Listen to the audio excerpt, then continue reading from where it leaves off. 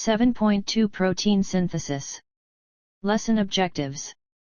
Give an overview of transcription. Describe the genetic code.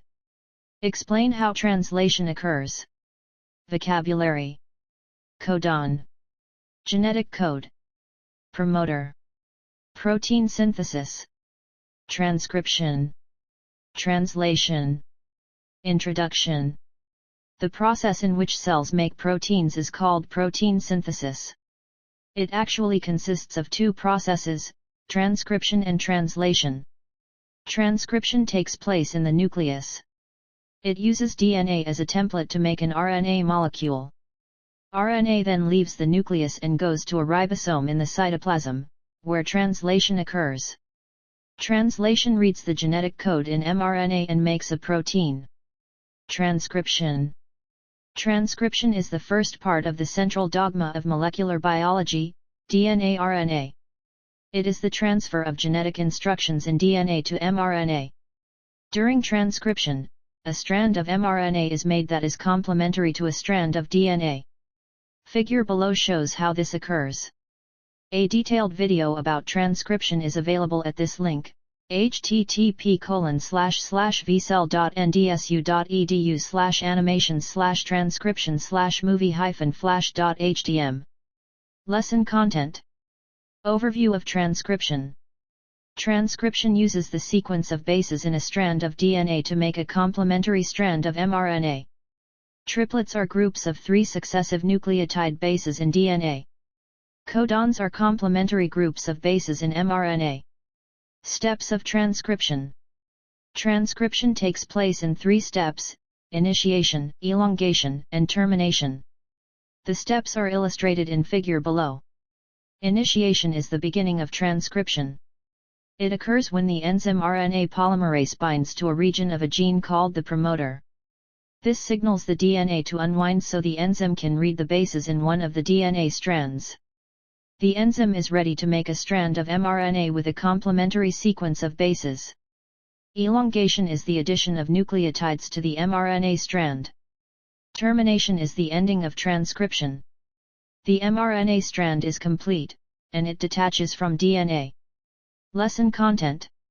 Steps of transcription.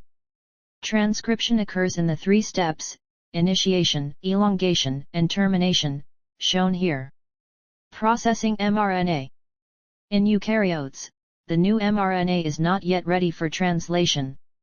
It must go through more processing before it leaves the nucleus. This may include splicing, editing, and polyadenylation.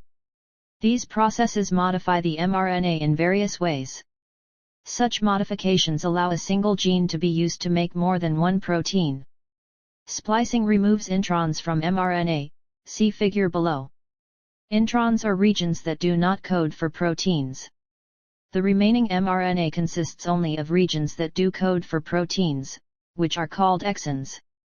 You can watch a video showing splicing in more detail at this link, http://vcell.ndsU.edu/animations/mRNA-splicing/movie-flash.htm. Ribonucleoproteins are nucleoproteins that contains RNA. Small nuclear ribonuclear proteins are involved in pre-mRNA splicing. Editing changes some of the nucleotides in mRNA. For example, the human protein called ApoB, which helps transport lipids in the blood, has 2 different forms because of editing. One form is smaller than the other because editing adds a premature stop signal in mRNA. Polyadenylation adds a tail to the mRNA. The tail consists of a string of As, adenine bases. It signals the end of mRNA. It is also involved in exporting mRNA from the nucleus. In addition, the tail protects mRNA from enzymes that might break it down. Lesson content. Splicing. Splicing removes introns from mRNA. UTR is an untranslated region of the mRNA. The genetic code. How is the information in a gene encoded? The answer is the genetic code. The genetic code consists of the sequence of nitrogen bases A, C, G, T, or U, in a polynucleotide chain. The 4 bases make up the letters of the genetic code. The letters are combined in groups of 3 to form code words, called codons. Each codon stands for, in codes, one amino acid, unless it codes for a start or stop signal. There are 20 common amino acids in proteins. There are 64 possible codons, more than enough to code for the 20 amino acids. The genetic code is shown in figure below. To see how scientists cracked the genetic code, go to this link, http://www.dnalc.org/view/16494-animation-2--r-letters-words-long-dot-html. Lesson content. The genetic code. To find the amino acid for a particular codon, find the cell in the table for the first and second bases of the codon. Then, within that cell, find the codon with the correct third base. For example, CUG codes for leucine, AAG codes for lysine, and GGG codes for glycine. Reading the genetic code. As shown in figure above, the codon OG codes for the amino acid methionine. This codon is also the start codon that begins translation. The start codon establishes the reading frame of mRNA. The reading frame is the way the letters are divided into codons. After the OG start codon, the next 3 letters are read as the second codon. The next 3 letters after that are read as the third codon, and so on. This is illustrated in figure below. The mRNA molecule is read, codon by codon, until a stop codon is reached. UAG, UGA, and UAA are all stop codons. They do not code for any amino acids. Lesson content. Reading the genetic code. The genetic code is read 3 bases at a time. Codons are the code words of the genetic code. Which amino acid does codon 2 in the drawing stand for? Characteristics of the genetic code. The genetic code has a number of important characteristics. The genetic code is universal. All known living things have the same genetic code. This shows that all organisms share a common evolutionary history. The genetic code is unambiguous. Each codon codes for just one amino acid, or start or stop. What might happen if codons encoded more than one amino acid? The genetic code is redundant. Most amino acids are encoded by more than one codon. In figure above, how many codons code for the amino acid threonine? What might be an advantage of having more than one codon for the same amino acid? Translation. Translation is the second part of the central dogma of molecular biology, RNA protein. It is the process in which the genetic code in mRNA is read to make a protein. Figure below shows how this happens. After mRNA leaves the nucleus, it moves to a ribosome, which consists of rRNA and proteins. The ribosome reads the sequence of codons in mRNA. Molecules of tRNA bring amino acids to the ribosome in the correct sequence. To understand the role of tRNA, you need to know more about its structure. Each tRNA molecule has an anticodon for the amino acid it carries. An anticodon is complementary to the codon for an amino acid. For example, the amino acid lysine has the codon AAG, so the anticodon is UUC.